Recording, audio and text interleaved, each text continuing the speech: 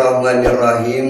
Kali ini kita akan membahas tentang keutamaan ilmu, khusus motivasi bagi kita. Walaupun usia boleh renta, usia boleh sudah tua, tetapi kita punya kewajiban mencari ilmu, mulai dari kita dilahirkan sampai kita nanti dikuburkan. Apalagi bagi anak-anak yang masih di dunia sekolah, masih di dunia pesantren. Nah, kita akan menceritakan bagaimana keutamaan ilmu dibanding yang lainnya. Dalam kitab Mizmur di sini dihikayatkan an Ibrahim an Alqamah an Abdullah bin Mas'ud radhiyallahu taala anhu.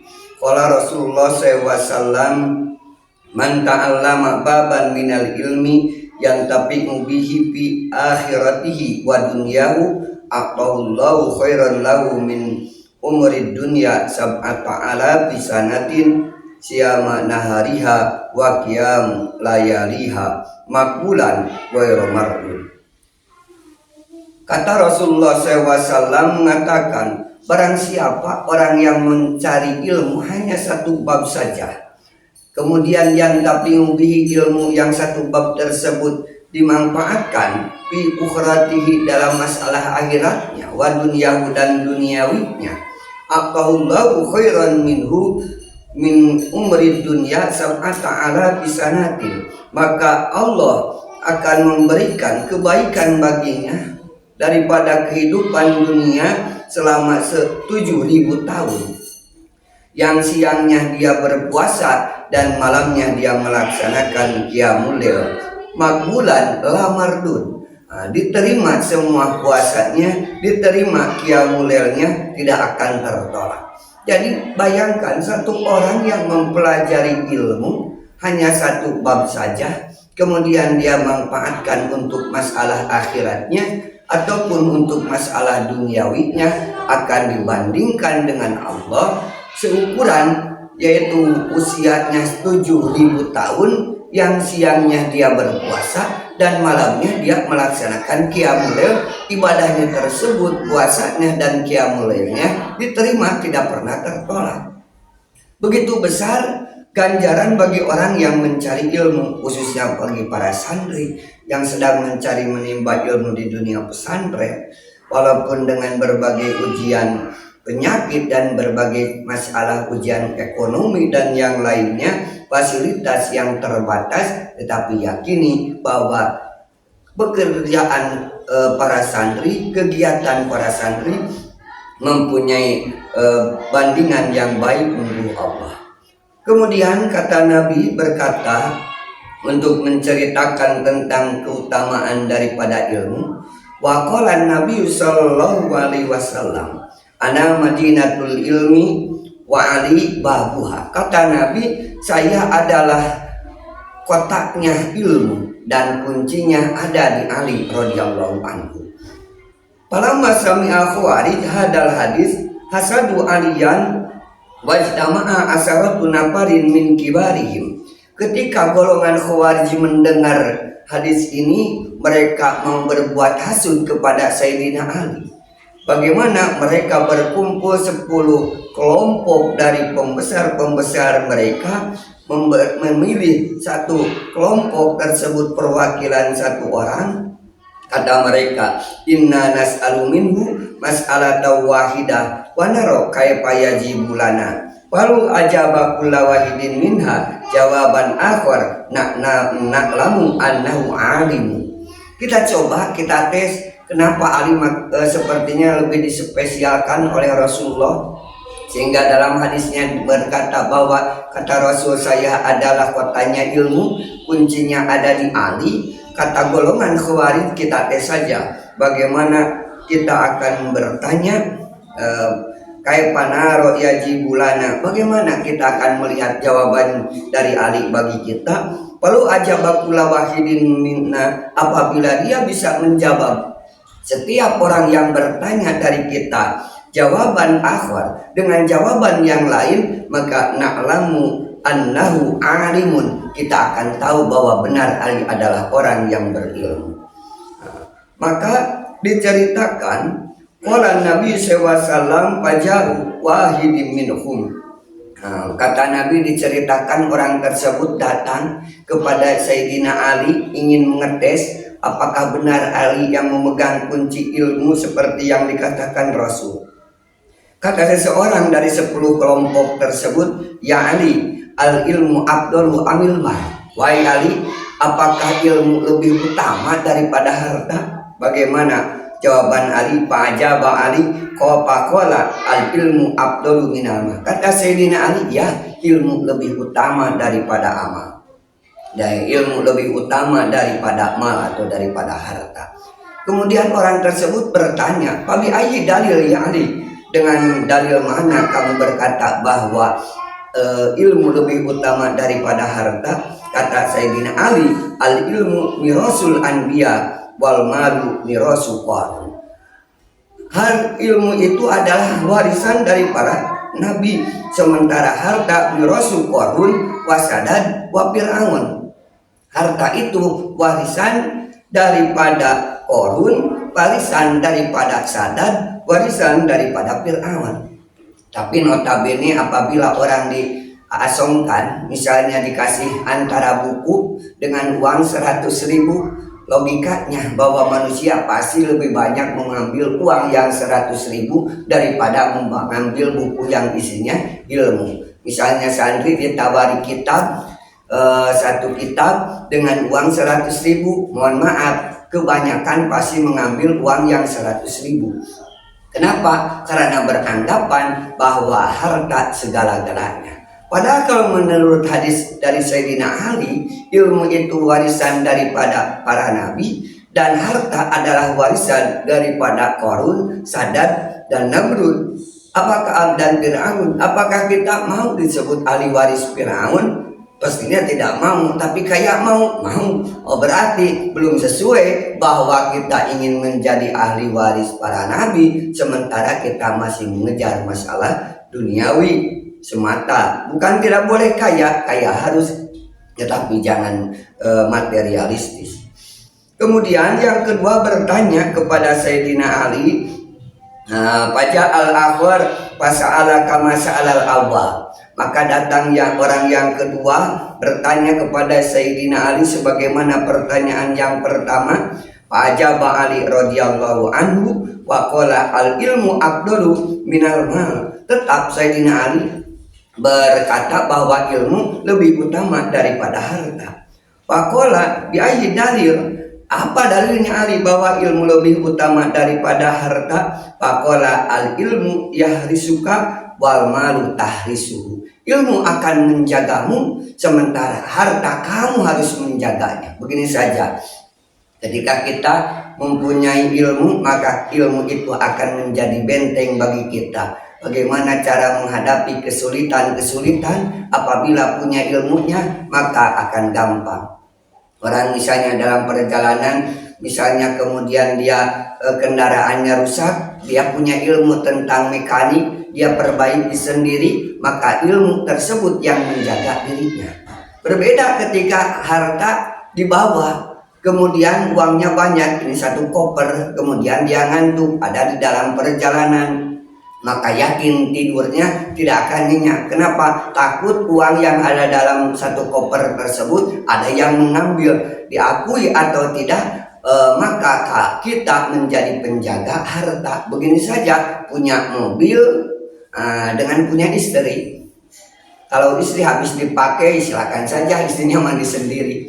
Tetapi kalau kita punya mobil, misalnya habis dipakai, kita yang harus mandiin. Sebetulnya istri-istri itu harus cemburu sama mobil. Kalau mobil habis dipakai, dicuci sama suaminya tersebut. Tetapi ketika istrinya habis dipakai, suaminya pergi saja nyelonong keluar, bertanggung jawab. Nah, itu adalah salah satu kelebihan daripada ilmu. Ilmu menjaga kita, sementara harta kita yang harus menjaganya. Datang lagi perwakilan yang ketiga, pasa'ala kama sa'ala asani. Maka bertanya seperti pertanyaan yang kedua. Fa'ajaba Ali radhiyallahu anhu al ilmu afdalu minal mal. Ilmu tetap lebih utama daripada harta. Maka pakola biayi dalil, apa dalilnya? Kata Sayyidina Ali, di sohibil mali aduun kasirun wa li sohibil ilmi sodikun kasirun. Bagi yang punya harta biasanya musuhnya banyak. Orang yang punya ilmu temannya yang banyak. Kenapa? Gak ada orang yang takut dirampok ilmunya. Tetapi yang mau mencuri harta banyak, maka musuhnya banyak. Orang misalnya maju usahanya, saingan bisnisnya akan iri, maka timbul berbagai cara bagaimana untuk menjatuhkan orang yang sedang sukses dalam masalah ekonominya, dalam masalah hartanya. Padahal babi hadal jawab, wajah akhir, datang lagi yang lain. Pakola al ilmu abdulu amilma. Tetap yang keempat bertanya, lebih utama mana ilmu atau harta? Jawaban Sayyidina Ali tetap tidak berguming, al ilmu abdulu minama. Ilmu lebih utama daripada harta. Dalilnya apa Ali? Kata yang keempat yang bertanya. Kata Sayyidina Ali, ida sorobta minal mali fa innahu yankusu wa ida sorobta minal ilmi yajidu.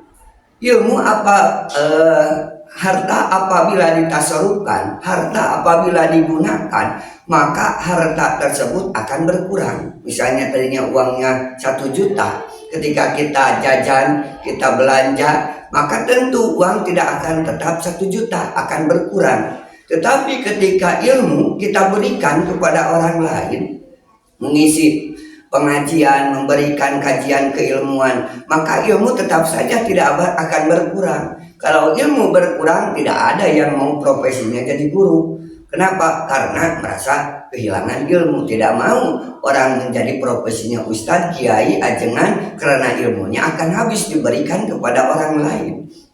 Maka bagi si pemilik ilmunya akan tetap, bahkan mungkin bertambah. Tetapi bagi yang mempunyai harta apabila ditasarufkan, digunakan, akan habis. Padahal babi ada jawab. Kemudian pergi orang tersebut membawa jawaban yang ini. Wah, benar, Ali ini orang yang pintar, bisa menjawab dengan berbagai pertanyaan. Coba kamu datangi yang kelima. Kemudian datanglah yang kelima bertanya seperti pertanyaan yang keempat. Pakola al ilmu abdalu amil mah. Tetap ilmu lebih utama atau harta? Kata Ali, al ilmu abdalu minama. Kata Ali, ilmu lebih utama daripada harta. Pakola bi ayyi dalil. Apa Ali dalilnya? Alasannya apa?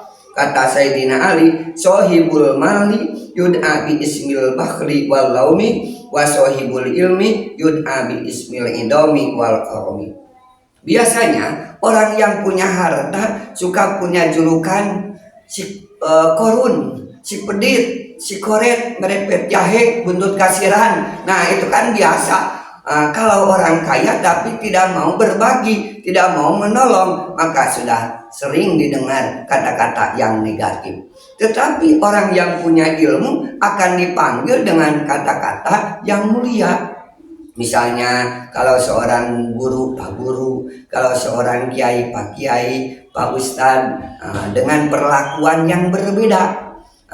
Misalnya diakui atau tidak ketika dalam satu kumpulan antara orang kaya sedang menghadiri pengajian, bukan karena kekayaannya, karena dia orang kaya jadi kasih misalnya besek ataupun snack 2. Tetapi kalau sama kiai, sama ustadz, biasanya karena mengagungkan, biasanya kalau nggak biasa harus dibiasakan ya.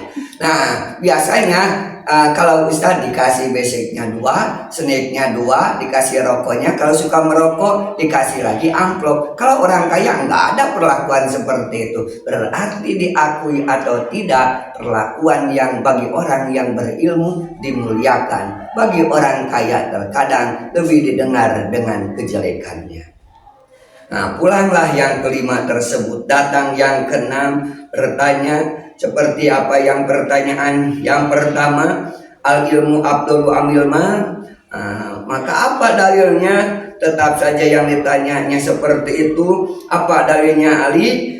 Qala al malu yahpadu minasariki wal ilmu la yahpadu minasariki. Harta itu akan harus dijaga dari orang pencuri, sementara ilmu tidak perlu dijaga dari seorang pencuri. Harta itu harus dijaga, kemudian akan ditakutkan. Misalnya ada seorang kisah Abdullah zaman Nabi Musa alaihissalam. Ketika Abdullah tersebut ada dalam perjalanan, kata Nabi Musa, "Abdullah, mana makanan buat bekal kita?" Kata Abdullah, "Tidak ada." Padahal rotinya sudah dimakan dahulu sama Abdullah tersebut. Tinggal satu lagi, itu jatah Nabi Musa. Kata Nabi Musa, "Kemana Abdullah yang lain berbekalan?" "Gak tahu, mungkin jatuh." Padahal sudah dimakan. Kata Sayyidina Musa kepada Abdullah tersebut, "Abdullah, kalau kamu percaya saya adalah utusan Allah, maka tidak ada doa pun yang tidak diijabah." Kata Abdullah, "Saya percaya bahwa doa kamu akan diijabah, wahai Nabi Allah. Kalau begini, saya akan berdoa, gunung itu akan berubah menjadi emas." Saya lihat doakan, dibaca doa, setelah itu setelah berdoa kemudian gunung berubah jadi emas. Kata Nabi Musa, "Abdullah, itu gunung emas buat orang yang mengambil roti yang satu lagi." Kata Abdullah, "Wahai Nabi Allah, roti itu sebetulnya dimakan oleh saya." "Oh, jadi benar itu sama kamu?" "Ya." "Berarti Nabi Allah, itu gunung buat saya." "Ya, silakan." Dikasihlah gunung tersebut. Tapi kata Nabi Musa, "Wahai Abdullah, sampai sekarang, mulai dari sekarang kamu jangan mengikuti saya lagi, kamu jangan ikut dengan saya lagi." Kata Abdullah, "Siap," karena yakin dia punya gunung emas, buat apa bersama Nabi. Setelah itu maka datanglah ketika sibuk menjaga gunung emas tersebut, dari timur ke barat ke selatan terus berkeliling, takut ada gunungnya yang mengambil sedikit gunung emas tersebut. Datanglah seorang pencuri, seorang perampok yang ingin mengambil kekuasaan karena bisa masih negosiasi. Begini saja kata si pemilik gunung Abdullah tersebut kepada si pencuri perampok tersebut, "Setengah saja bagi saya, setengah lagi bagi kamu. Sekarang kita bagi dua." Dibagi dua. Tetapi dia dalam hatinya kedua-duanya ingin memiliki gunung emas tersebut milik pribadi. Maka kata si pencuri, "Bagaimana kalau nanti tidur saya akan bunuh itu si Abdullah." Kata si Abdullah, "Kebetulan ada makanannya saya akan racun." Akhirnya Abdullah membubuhi racun ke makanan dan diberikan kepada si pencuri. Kemudian setelah itu si pencuri memakan daripada makanan tersebut. Kemudian lagi si Abdullah ketiduran pulas. Sambil ketiduran pulas, dibunuhlah Abdullah. Belum terasa efek dari racun yang dimakan si pembunuh tersebut, si pencuri tersebut. Setelah Abdullah mati, maka pencuri pun mati. Akhirnya gunung emas tersebut tidak ada yang memiliki. Itu menunjukkan bahwa banyak yang mau mencuri harta, tapi tidak ada orang yang takut dicuri ilmunya. Misalnya begini, anak santri mau mencuri ilmu kiainya, tidak perlu takut kiainya. Kenapa? Karena ilmu di sudur lapis sudur. Ilmu itu ada yang di hati, bukan di tulisan. Mungkin kalau kitabnya bisa hilang, tetapi yang ada di hatinya tidak akan pernah hilang. Banyak lagi, dengan kembali lagi bahwa kelebihan-kelebihannya. Bertanya yang lainnya, apa yang lebih utama antara ilmu dan harta? Maka dalilnya apa? Kata Sayyidina Ali, "Al-malu yang dirisu bitulil muksi wa mururiz zaman wal ilmu la yandarisu wa la yubla." Harta itu lama kelamaan akan rusak, mobil lama kelamaan akan rusak, kemudian emas, rumah, bangunan dan yang lainnya kelamaan akan ada rusaknya. Tetapi ilmu walaupun berjuta-juta tahun, ilmu tidak akan pernah rusak, akan tetap terjaga. Ini menunjukkan kita sebagai pencari ilmu, para santri, para siswa yang ada di dunia pendidikan, terus kejar ilmu, cari ilmu sebanyak-banyaknya dengan tujuan untuk kemanfaatan pribadi, kemanfaatan bagi masyarakat, keluarga dan yang lainnya, karena ilmu lebih utama daripada harta, sebagaimana Nabi Sulaiman ketika diberikan pilihan antara ilmu dan harta, Nabi Sulaiman lebih memilih ilmu daripada harta. Dengan pilihannya tersebut, Nabi Sulaiman dengan ilmunya bisa menundukkan kekuasaan sebagaimana kerajaan-kerajaan yang dimiliki oleh yang lainnya. Yang kemarin sudah diceritakan tentang Raja Bukhtanasor, si pemilik 16.000 kerajaan di bawah tangannya. Sekian, mudah-mudahan ada manfaat.